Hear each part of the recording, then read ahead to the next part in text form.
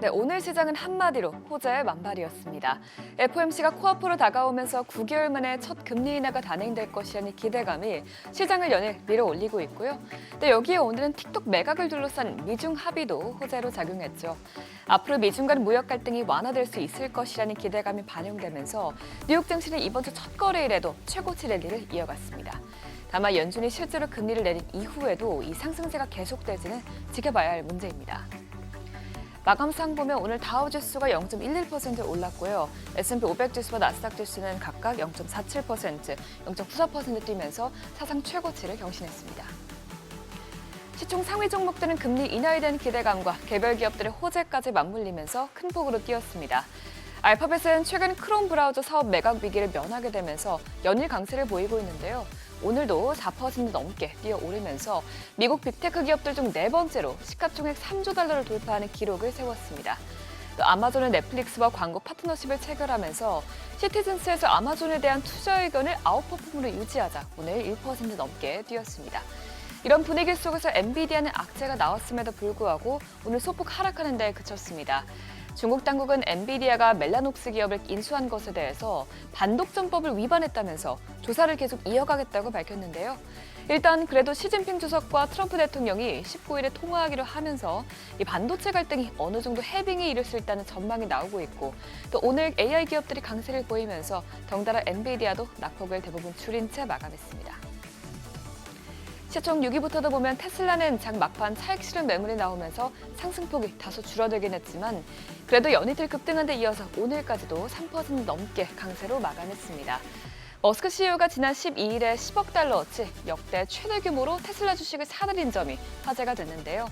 시장에서 이를 머스크가 테슬라의 인공지능 베팅을 강화하고 있다는 점으로 해석하면서 모멘텀으로 작용한 것으로 풀이됩니다. 오늘 미국과 중국의 틱톡 매각 합의 소식에 최대 수혜주는 오라클이었죠. 그동안 오라클은 틱톡 지분을 인수할 가능성이 가장 큰 기업으로 꼽혔는데요. 이 같은 전망에 오라클은 오늘 3% 넘게 뛰어오르면서 다시금 시총 10위 안으로 들어왔습니다. 그 밖에 메타와 브로드컴은 오늘도 각각 1.21%, 1.17% 오르면서 기술주 강세장에 올라탔습니다. 오늘 시장의 훈풍에 불었던 데는 미국과 중국의 무역 회담이 큰 역할을 했는데요. 특히나 틱톡 매각 합의건이 크게 주목을 받았습니다. 간밤 스콧 베스너 미 재무장관은 미중 무역 협상을 마친 뒤에 틱톡과 관련한 프레임워크에 합의했다면서 틱톡을 미국이 통제하는 구조로 바꾸는 것이라고 설명했습니다. 이번 틱톡을 둘러싼 잠재적 합의는 수개월간 이어진 미중 협상에서 드물게 성과를 낸 사례인데요. 이는 앞으로 10월로 예정된 미국과 중국의 정상회담에서도 긍정적인 결과가 있을 수 있다는 기대감을 키웠습니다. 다만 이어서 오늘 나온 지표도 보면 곳곳에서 미국 경기가 둔화하고 있다는 신호는 계속해서 나오고 있습니다. 뉴욕주 전체 경기 상황을 보여주는 뉴욕 엠파이어 스테이트 제조업 지수는 마이너스 8.7을 기록하면서 전달 대비로 큰 폭으로 떨어졌습니다. 또 세부 항목을 보면 대부분의 수치들은 약화한 것으로 나타났는데요. 신규 주문이 15.4에서 마이너스 19.6으로 급락했고요. 출하지수 역시 30포인트 급락하면서 두 수치 모두 2024년 4월 이후로 최저치를 기록했습니다. 또 이런 가운데 고용지수도 5월 이후 처음으로 감소로 돌아서고 또 해고 전에 먼저 조정하는 근로시간 역시 줄어들면서 기업들이 고용을 점차 줄이고 있다는 점을 나타냈습니다. 또 일각에서는 연준의 금리 인하가 자체 시장에 큰 변동성을 불러올 수 있다는 경고의 목소리를 내는 점도 주목해봐야겠습니다. 간밤 JP모건 자산운용은 시장 상황이 이미 과열돼 있는 만큼 지금 완화에 나서는 것은 수요를 늘리기보다는 오히려 약화시킬 가능성이 크다고 말했는데요. 그러면서 결국 주식과 채권, 달러 모두에 부정적인 영향을 미칠 것이라고 지적했습니다. 과연 이번 FOMC가 셀더 뉴스 이벤트로 작용할지 또는 상승장의 또 다른 동력이 될지는 지켜봐야겠습니다.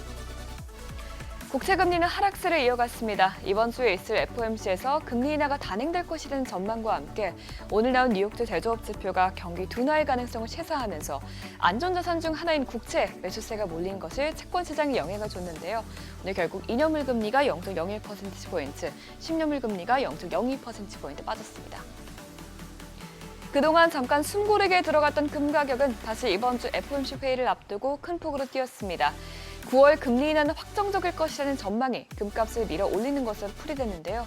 오늘 금 선물은 1% 가까이 오르면서 사상 처음으로 온스당 3,700달러를 뛰어넘었습니다. 마지막으로 국제유가는 공급 과잉 우려에도 불구하고 끊이지 않는 지정학적인 갈등에 지지선이 어느 정도 형성된 모습입니다. 러시아의 정유시설이 우크라이나의 드론 공습으로 화재가 발생했다는 소식에 유가는 전일장에 이어서 상승세를 이어갔는데요. 오늘 WTI와 브렌트유는 각각 0.97%, 0.7% 뛰었습니다. 굿모닝 마켓이었습니다.